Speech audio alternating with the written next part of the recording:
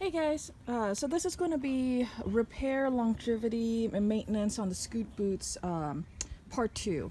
And basically one of the most common questions I get about the scoot boots is how long do they last for?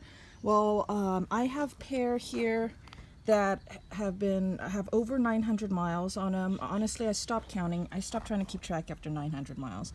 And we've been using them for about a year. I think we're somewhere between month 11 and 12 months, something like that. So we're about a year and over 900 miles. And what happened is, well, in the part 1 video, you see the big hole, and this is what I've done to repair it. So the wear that was happening by that time, let's see, I've had to replace the front straps before on 2 different boots.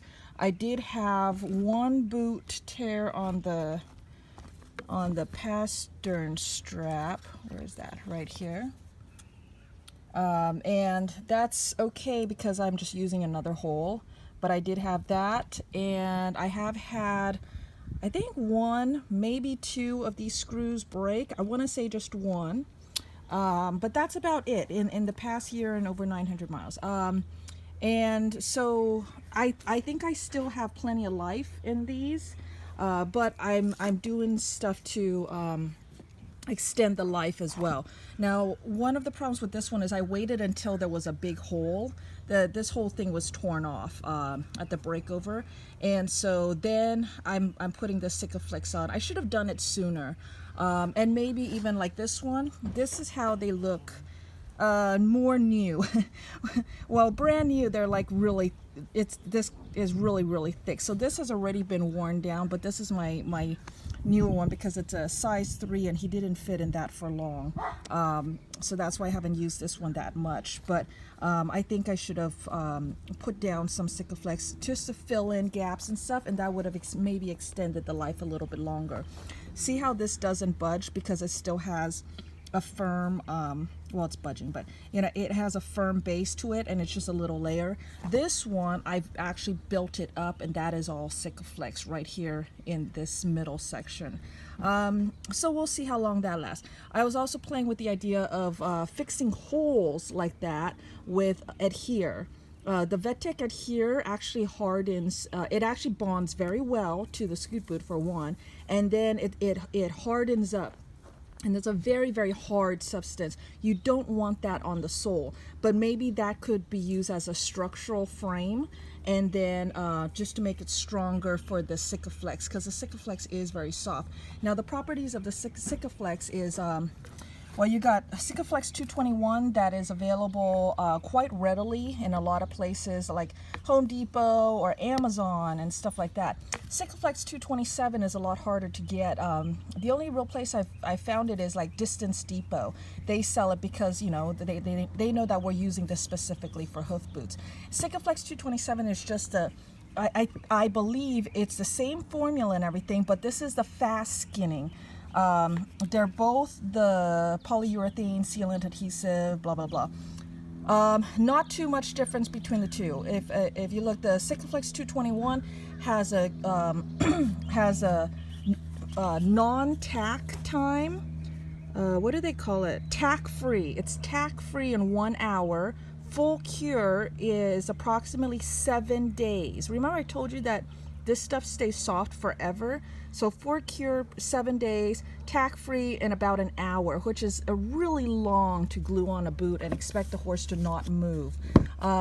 This one isn't that much better, even though it is the fast setting, because it's tack free in 40 minutes, and full cure time is still 7 days. But there are people that will mix 6 pumps of the Sikaflex 227 to, I think it was 2 to 3 cc's of water, because Sikaflex is a humidity loving, water loving formula. It works better in humidity, and it also loves water, and the water actually makes it set faster. So instead of it sets up more like I think they when they timed it, it was like half an hour.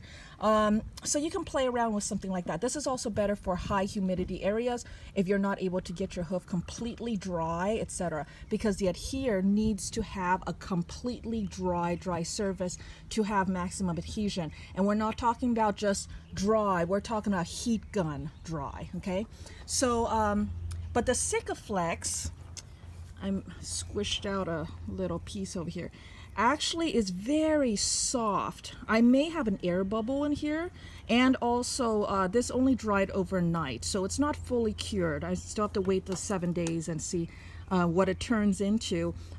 But this is, you can really build it up, and it's super squishy and soft, which is why this stuff you can use on the sole. Adhere you cannot use on the sole, and you do not want adhere on the bottom of your boot, because otherwise it'll feel like rocks under there. It's just really hard stuff, okay? Sikaflex is totally opposite. It's super soft, and I was actually, okay, this stuff is excellent if you have cracks or I had scrapes along here, so I filled in those scrapes just to save the life.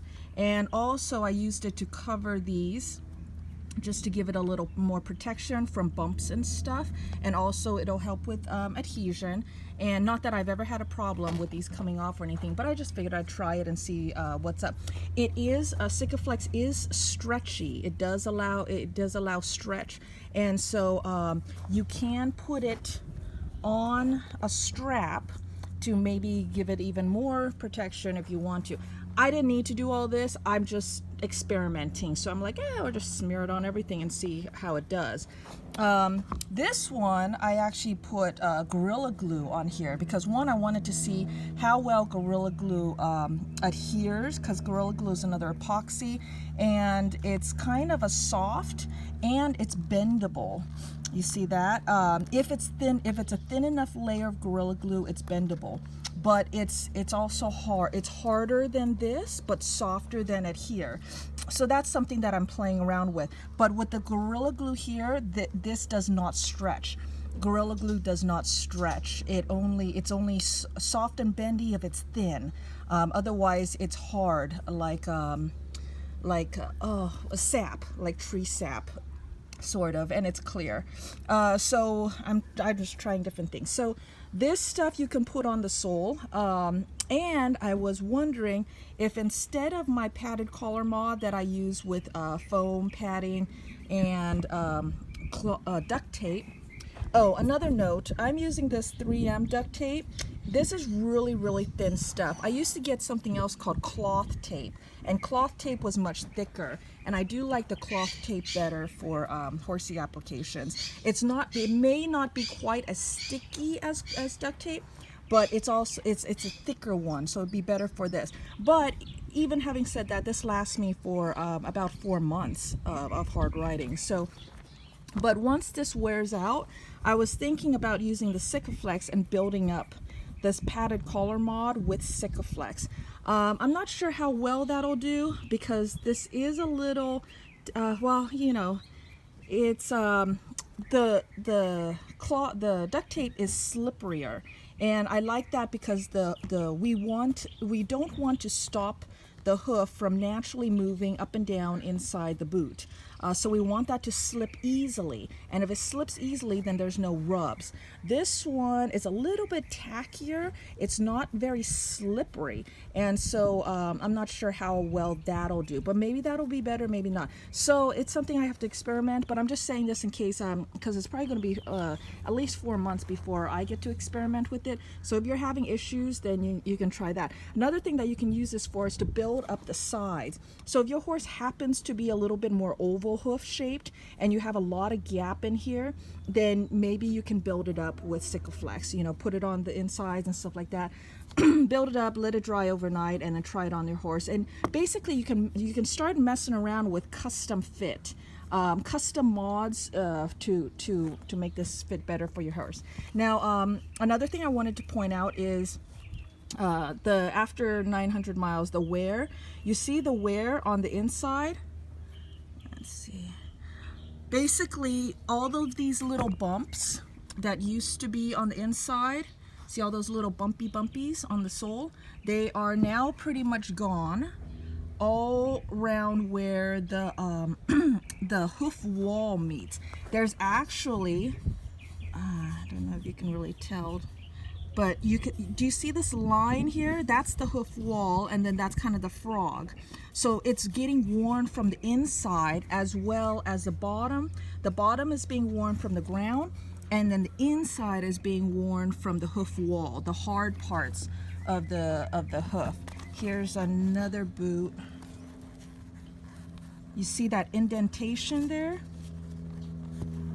There's indentations inside of the hoof wall, where the hoof wall is wearing away right in there. So the center is actually good. So then my thought is, okay, maybe I should start building that up with Sikaflex to help prevent more rubs. And also, since my little nubbins are gone, the Sikaflex is a little tacky and not so slippery, so maybe that'll help with grip as well for the inside. Okay, so these are all just different things that I'm doing to extend the life, to help modify, you know, all that stuff, and see if they help you too. But yeah, I am extremely happy with the way that these are wearing, especially, you know, compared to shoes. One pair of boots is lasting me well over a year, whereas a pair of steel shoes only lasts me about 4 weeks.